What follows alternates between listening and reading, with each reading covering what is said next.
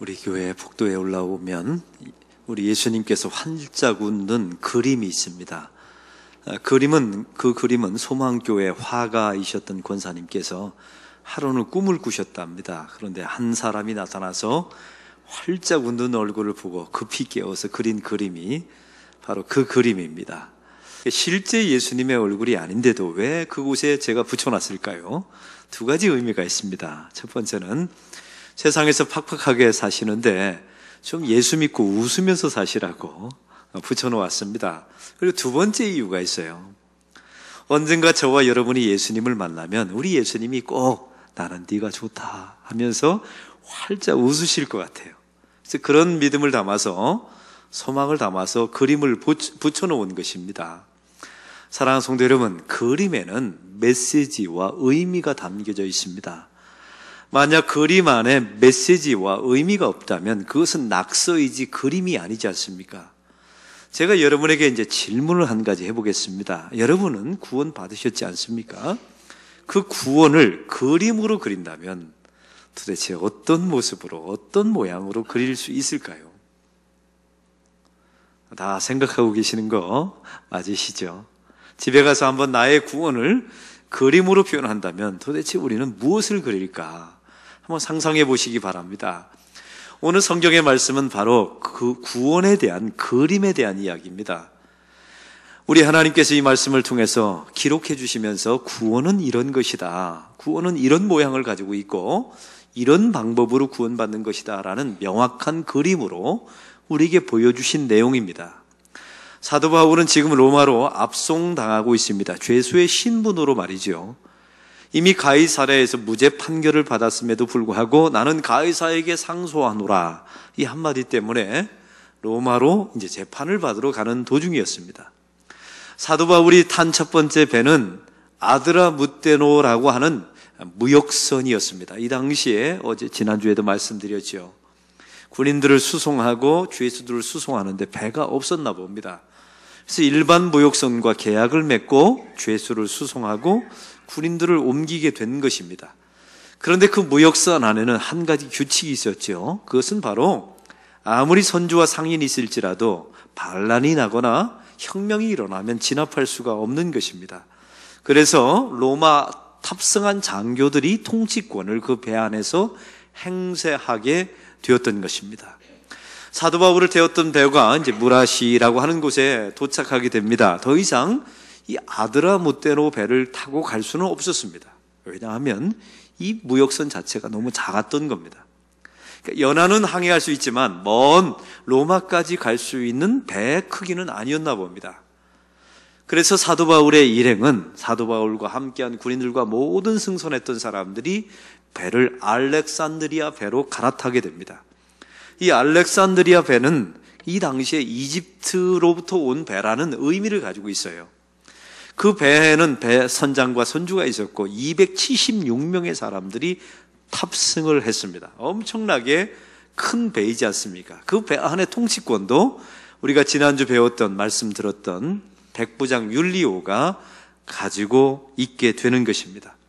사랑하는 성도 여러분, 이제 사도 바울이 알렉산드리아 배, 그 어마어마한 무역선에 이제 갈아탔습니다.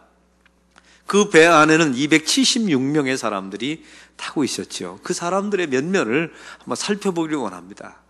그 첫 번째 사람들은 우리가 알고 있는 군인들입니다. 이 군인들은 지금 로마로부터 파견을 나와서 생활하다가 본국으로 돌아가게 되는 겁니다. 한번 상상해 보십시오. 오랫동안 가족들과 떨어져 있었습니다. 이제 돌아가는데, 이제 돌아가게 되면 가족을 만날 것 같은 꿈과 설레임이 있었겠죠. 그리고 이제 먼 지역에서 파견 나왔다 돌아가니까 이제 승진할 수 있을 것이다, 부푼 기대를 품고 이 알렉산드리아 배에 탔던 사람들이 군인들이었습니다. 두 번째는 선장과 선주였습니다. 이 배 운행을 통해서 한번 많은 돈을, 한번 떼돈을 벌어보자, 또 안전하게 운행하자, 이런 비전과 꿈을 가지고 탄 사람들이 선주와 선장이었습니다. 또한 이 말씀 가운데 보면 많은 무역을 하는 상인들이 탔습니다. 어마어마한 물건을 알렉산드리아 배에 실어서 로마에 가서 장사를 해야지. 그리고 돈을 많이 벌어서 한번 부자로 살아보자, 이런 꿈과 소망을 가지고 배를 탄 겁니다. 네 번째 사람들은 관광객들이었습니다. 이제 로마가 그 당시 최고의 제국의 수도 아닙니까? 로마에 가면 우리가 보지 못했던 문물을 보고 신기한 것을 즐기고 한번 놀아보자, 이런 마음을 가지고 관광객으로 탄 것입니다. 사랑하는 성도 여러분, 또한 한 구석 속에 보면 사도 바울이 잤습니다. 죄수의 모습으로 구석에서 아마 착고를 차고 아마 앉아 있었겠죠. 그 옆에는 그를 수종들었던, 노예로 자청했던 의사 누가가 옆에 있었습니다. 그리고 그 옆에는 함께 고난의 자리에 함께 있었던 아리스다고가 함께 묶여 있었습니다. 이게 이 배 안의 모습입니다. 사도 바울은 하나님께서 로마의 복음 전하라는 소명을 가지고, 부푼 꿈을 가지고 이 자리에 타고 있는 것입니다. 이런 장면을 보게 될 때 우리는 이 배 안의 모습, 첫 번째 그림을 보십시오. 인생의 축소판 같지 않습니까? 사람들은 각자의 소망과 비전이 있습니다. 돈을 한번 많이 벌어보자, 오래 살아보자, 한번 명예를 가져보자, 자식을 잘 키워보자, 좋은 가문을 만들어보자, 이런 여러 가지 꿈과 소망을 가지고 자기 인생의 배에 올라탑니다. 이게 첫 번째 그림이에요. 바람이 가로막는 가운데 이제 첫 번째 여정은 이제 출발하게 되는데, 첫 번째 여정은 바람이 그들을 가로막았습니다. 간신히 오늘 성경에 보니까 미항이라고 하는 항구에 이제 도착하게 됩니다. 바로 이때 사도 바울이 그 배, 알렉산드리아 배 선상에 우뚝 섭니다. 그리고 큰 소리로 276명을 모아놓고 다음과 같이 말합니다. 10절을 다 같이 읽겠습니다. 10절입니다. 말하되 여러분이여, 내가 보니 이번 항해가 하물과 배만 아니라 우리 생명에도 타격과 많은 손해를 끼치리라 하되. 죄수였던 사도 바울이 우뚝 서서 큰 소리로 벌떡 울뚝서서 말합니다. 사람들이 주목했겠죠. 이때 사도 바울이 이렇게 말합니다. 우리 함께한 우리 승객 여러분, 또 군인 여러분, 선주 여러분, 지금은 금식의 절기입니다. 그리고 점점 더 지금은 가을 막바지로서 겨울이 찾아오게 될 것입니다. 내가 이 항해를, 이런 장소를 13번이나 왔다 갔다 했는데 여기는 위험한 곳입니다. 이렇게 겨울이 찾아오는 이런 시기에 배를 타면 엄청난 풍랑이 찾아와서 우리는 파손하게 될 것이며 우리는 생명조차도 위협을 받게 될 것입니다. 이렇게 말했던 것입니다. 그러므로 이제 이 미항에서 떠나지 말고 여기서 몇 달을, 겨울을 보내다가 이제 출항하자라고 제안을 하게 된 것입니다. 여기는 이유가 있었습니다. 사도 바울이 고린도후서에 보면 나는 3번이나 파손당하였고 어려움을 겪었다라는 내용이 나와요. 이게 사도 바울의 모든 복음의 여정이 다 대부분이 백길이었던 겁니다. 그래서 바로 오늘 성경에 나와 있는 미항에서도 이미 이런 경험을 다 해본 거예요. 내가 경험했노니 이곳은 위험한 곳입니다. 며칠을 머물다가, 몇 달을 머물다가 이제 함께 출항합시다. 이걸 말했다는 사실입니다. 이게 오늘 성경이 말하는 두 번째 그림입니다. 이 알렉산드리아 배 통치권을 누가 가지고 있었다고요? 백부장 율리오가 가지고 있었습니다. 이 율리오가 다음과 같은 반응을 보입니다. 11절을 다 같이 읽겠습니다. 11절입니다. 백부장이 선장과 선주의 말을 바울의 말보다 더 믿더라. 바울의 말을 거부합니다. 그리고 그 위험한 항해길을 다시 진행했다는 말입니다. 사랑하는 성도 여러분, 저들의 눈에 보면 사도 바울은 일개 죄수입니다. 미결수입니다. 그래서 안 들었을 거예요. 근데 또 한 가지, 3가지 이유가 있어요. 당신들의 인생은 이제 노년기이며 인생의 겨울이 찾아옵니다. 당신들의 모든 소망, 당신들의 꿈, 당신들의 비전이, 그 세속적인 세상의 비전이 겨울을 만나면, 죽음의 광풍을 만나면 다 무용지물이 됩니다 라고 말했는데 그걸 거부하고 떠나지 않습니까? 여기는 3가지 이유가 있었어요.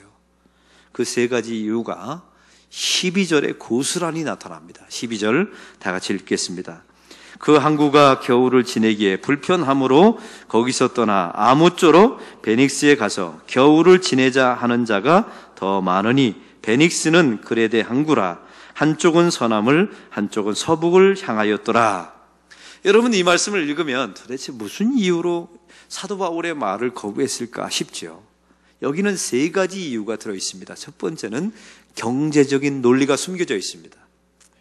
지금 미양이라고 하는 항구에 이제 머물러서 이제 로마로 가야 됩니다. 그런데 사도 바울이 말하는 거예요. 여기서 석 달을 아니면 두 달을 이 겨울을 다 보내고 우리가 가자는 겁니다. 여기서 선주와 선장이 이걸 반대할 수밖에 없지요. 왜냐하면 이 미양이라고 하는 곳에 머물면 체류하면 돈이 드는 겁니다. 제재비가 드는 거예요. 승객들한테 이제 배삭을 받았는데 더 받을 수도 없는 것 아닙니까? 막대한 돈이 들어갈 수밖에 없어요. 여러분 군인들도 마찬가지 아닙니까? 빨리빨리 자기 고향으로 들어가서 가족들과 만나고 싶은데 이곳에 기약 없이 두 달, 세 달 머물러 있으면 돈이 드는 겁니다. 이 경제적인 논리 때문에 사도 바울의 이 경고를 무시합니다. 다시 말하면 돈 조금 아끼려다가 엄청난 재난과 환난을 당하는 것을 자초한다는 말입니다.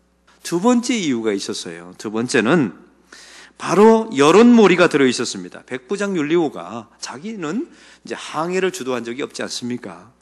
선주와 선장과 함께한 사람들에게 물어보는 겁니다. 우리가 여기 있으랴? 저 죄수의 말을 들어서 여기 있으랴? 아니면 우리가 저 베닉스로 가서 좀 더 큰 항구에 가서 쉬랴 했더니 사람들이 다 똑같이 말하는 겁니다. 좀 더 큰 항구에 가서 좀 더 여행을 하다가 우리가 쉬자, 거기서 머물자라고 말해버린 겁니다. 여론몰이를 해버린 거예요.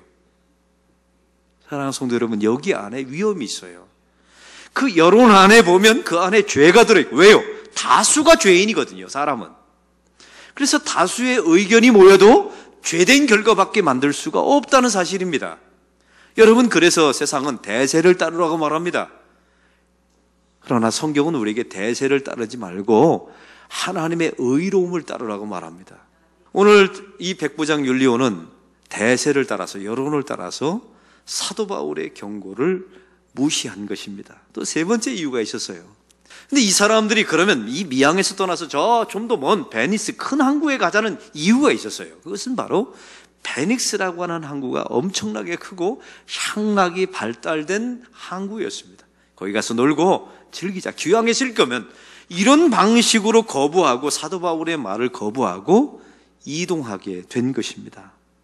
사랑하는 성도 여러분, 구약의 역사와 비슷하지 않습니까? 선지자들이 말합니다. 인생의 겨울이 찾아옵니다. 여러분에게 인생의 황혼이 찾아옵니다. 당신들의 꿈과 비전은 세속적인 것입니다. 그걸 멈추십시오. 깨어 기도하십시오. 하나님의 나라가 가까웁니다. 죽음이라는 광풍이 여러분에게 몰려들면 여러분은 어떻게 할 것입니까? 이렇게 말했는데도 이스라엘 백성들이 그걸 듣지 않았지 않습니까? 이와 똑같은 일이 벌어진 거예요. 이게 세 번째 그림이었던 겁니다. 죄와 탐욕이 이 사람들을 예전에 살던 방식으로 그대로 끌어가는 겁니다. 오늘 사도 바울의 말을 무시하고 이 배는 베닉스를 향해서 이제 떠나가게 됩니다. 어떤 일이 벌어지게 됩니까? 오늘 성경이 13절에 보니까 남풍이 순하게 불매라고 나와 있습니다. 처음에는 이게 순풍이 불어서 돛을 달았지 않습니까? 너무나 잘 가는 거예요. 이 배에 탄 선주와 선장과 또 율리오가 이런 생각을 했겠죠. 맞다, 우리 판단이 맞다. 참, 우리가 빨리 가서 놀자, 즐기자. 저 베닉스에 가서 우리가 거기서 진탕 한번 놀아보자. 순풍이 불기 시작한 거예요. 여러분, 죄된 일은 본래 그렇습니다. 처음에는 잘 되는 것처럼 보여요. 우리가 누군가를 음해하고 또 우리가 세상에서 거짓된 일을 행하고 잘못된 일을 행할 때는 세상이 또한 사탄이 여러분에게 순풍을 불어줍니다. 왜? 가게 만들어야 되니까요. 여기에 속으시면 안 됩니다. 그러나 성경은 바로 그 다음 절 14절에 이런 일이 일어났다라고 말합니다. 14절 다 같이 읽겠습니다. 얼마 안 돼요. 섬 가운데로부터 유라굴로라는 광풍이 크게 일어나니. 사랑하는 성도 여러분, 여기서 말하는 이 유라굴로라는 광풍은 우리에게 네 번째 그림을 보여줍니다. 유라굴로는 그 겨울의 끝자락에 찾아오는 죽음을 상징하는 그림입니다. 유라굴로 광풍 앞에서 배에 탄 사람들의 반응을 한번 보시기 바랍니다. 15절에 보니까 배가 밀려 쫓겨가다가 라고 나와 있습니다. 한번 따라 봅시다. 배가 밀려 쫓겨가다가. 지금까지는 내 인생의 배를 내가 운전하는 것처럼 보였어요. 열심히 노도 좋았죠. 자기가 원하는 방향으로 배가 가는 것처럼 보입니다. 그러나 이 죽음이라는 내 인생의 이 겨울의 인생 끝자락에 찾아오는 죽음이라는 광풍을 딱 만나면 그때부터는 내가 끌고 가는 게 아닙니다. 쫓겨다닙니다. 이리저리 피하려고. 여러분, 그래서 오래 살려고 호흡기도 끼고, 오래 살려고 보약도 먹어보고, 오래 살려고 뭔가, 여러분, 이게 내 인생을 내가 끌고 가는 게 아니에요. 쫓겨다니는 것입니다. 17절에 보니까 두려워하여 그냥 쫓겨가더니 죽음 앞에서는 두려움밖에 없습니다. 사실은 성도들에게도 두려움이 있어요. 왜냐하면 세상 사람들은 죽음 앞에서, 광풍 앞에서 두 가지 두려움이 있죠. 내가 평생 죄를 지었는데 이대로 끝날 수는 없다. 이런 지옥에 대한 두려움이 있어요. 심판에 대한 두려움. 이거 엄청난 겁니다. 두 번째 두려움이 있어요. 사람은 죽을 때 가장 비참하게 죽습니다. 이런 두려움이 우리에게 몰려옵니다. 18절은 말합니다. 짐을 바다에 풀어버리고 라고 나와 있습니다. 자기의 소망을 가지고 수많은 짐들을 다 실었어요. 군인들은 이제 고향에 돌아가면 자식들에게 줄 좋은 선물을 실었겠죠. 상인들은 수많은 물건을 동원해서 이거 팔아서 부자 돼야지 짐을 잔뜩 실은 겁니다. 그런데 놀라운 사실은 죽음이라는 광풍 앞에서는 이게 다 짐이 돼버린다는 사실이에요. 바다에 다 버렸습니다. 또 버릴 수밖에 없었습니다. 나의 소유와 나의 모든 재물, 내가 가지고 있었던 모든 명예는 죽음 앞에서는 짐덩어리밖에 안 됩니다. 그래서 물에 다 버려요. 19절에 보니까 이렇게 나와 있습니다. 사흘째 되는 날에 기구도 버렸다라고 나와 있습니다. 여러분, 기구가 뭡니까? 배를 운전하고 조작하는 모든 기구를 다 떼서 버린 거예요. 배를 가볍게 만들어야 살 수 있으니까요. 이게 우리에게 주는 메시지가 있어요. 지금까지 내가 살아왔던 방식, 내가 살아왔던 지혜, 내가 살아왔던 세상의 처세술이 있어요. 죽음 앞에서는 안 통합니다. 죽음 앞에서는 여러분이 지금까지 세상에서 살아왔던 모든 방식이 다 무용지물이 돼요. 기구조차도 다 바다에다 버립니다. 또한 오늘 성경의 20절은 이렇게 말합니다. 이제 아주 가장 끝판왕인데 이 죽음 앞에 선 사람들의 마지막 모습입니다. 20절 다 같이 읽겠습니다. 여러 날 동안 해도 별도 보이지 아니하고 큰 풍랑이 있음에 구원의 여망마저 없어졌더라. 이전에 해와 달도 없어졌다는 말은 방향이 없어졌다는 말입니다. 아무것도 안 보입니다. 어디로 가야 될지를 몰라요. 그리고 성경은 말합니다. 구원의 여망조차 없어졌더라. 아, 나는 여기서 이제 끝나는가 보다. 내가 도대체 무엇을 위해서 살았는가. 이런 후회함과 이런 절망들이 죽음 앞에 유라굴라 광풍을 만나면 만나게 된다는 것입니다. 이게 그림이에요. 또 하나. 바로 이때 사도 바울이 우뚝 서서 모든 사람은 두려워하고 다 절망스러운 이 상황 속에서 사도 바울은 우뚝 다시 한번 그 배에 섭니다. 담대히 이렇게 말하죠. 22절 다 같이 읽겠습니다. 내가 너희를 구원하노니 이제는 안심하라. 너희 중 아무도 생명에는 아무런 손상이 없겠고 오직 배뿐 이르라. 여러분, 이 말씀이 이렇습니다. 여러분이요, 내가 어젯밤에 하나님께서 나에게 찾아오셨습니다. 너는 두려워하지 말라. 너는 로마에 가야 될 것이다. 하나님께서 말씀하신 것을 사도 바울이 들은 겁니다. 그래서 백성들 앞에서 그 276명의 선원들 앞에서 이렇게 외친 거예요. 당신들은 나 때문에 사는 겁니다. 이렇게 외친 거예요. 내가 로마로 갈 것이기 때문에 이 배는 파손당하지만 당신들은 죽지 않습니다. 당신들은 나 때문에 사는 겁니다. 이렇게 말했습니다. 그런데 여기는 의미가 있어요.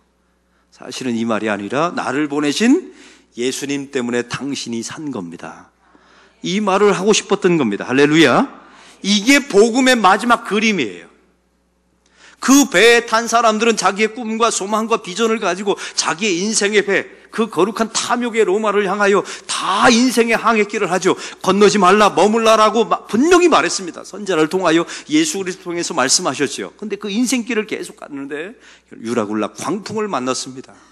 인생의 겨울 끝에 죽음을 만나게 되죠. 나의 모든 것을 다 버립니다. 짐이 돼버립니다. 소망도 없어집니다. 나의 모든 여망 다 사라져 버렸어요.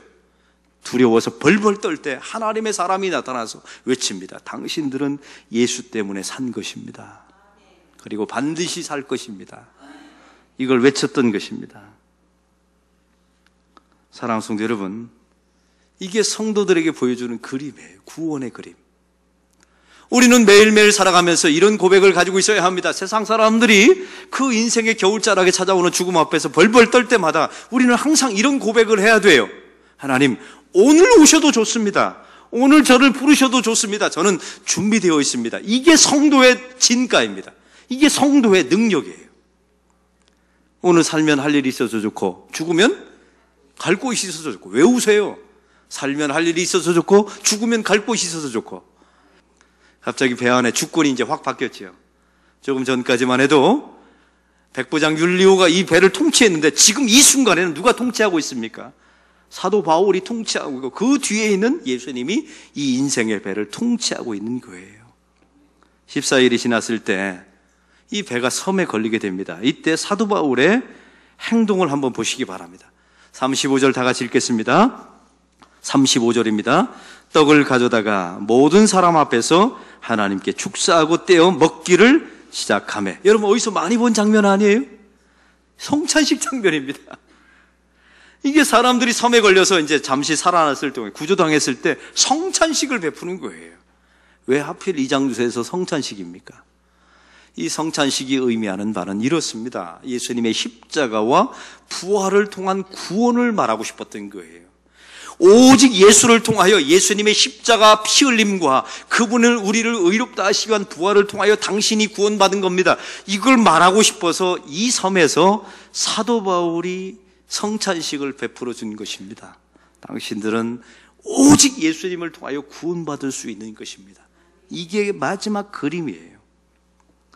사랑하는 성도 여러분, 이렇게 해서 이 사람들은 구조당하게 됩니다. 오늘 결론입니다.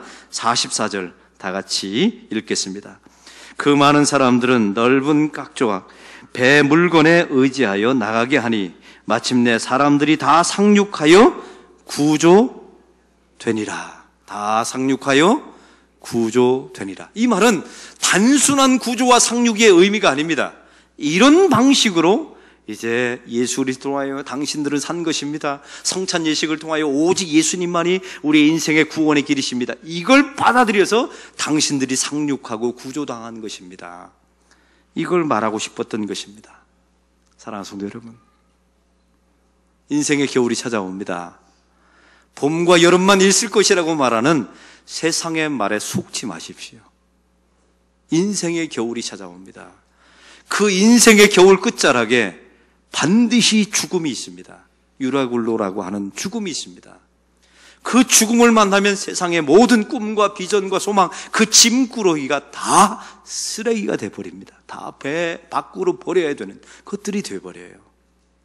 바로 두려움에 떨 때 모든 기구, 여러분이 살아왔던 모든 방식, 모든 수단, 모든 도구, 모든 가치도 아무런 무용지물이 돼버리고 맙니다. 그때 사도 바울이 우뚝 서서 말하죠. 당신들은 나 때문에 삽니다. 나를 보내신 예수님 때문에 산 것입니다. 이걸 잊지 마십시오. 그리고 성찬식을 베풀면서 오직 예수님의 죽으심과 부활을 통하여 당신들이 구원받을 수 있습니다. 그리고 성경은 이렇게 결론 짓죠. 그들이 상륙하여 구조되니라. 이렇게 저와 여러분이 구원받았다는 사실을 잊지 마십시오.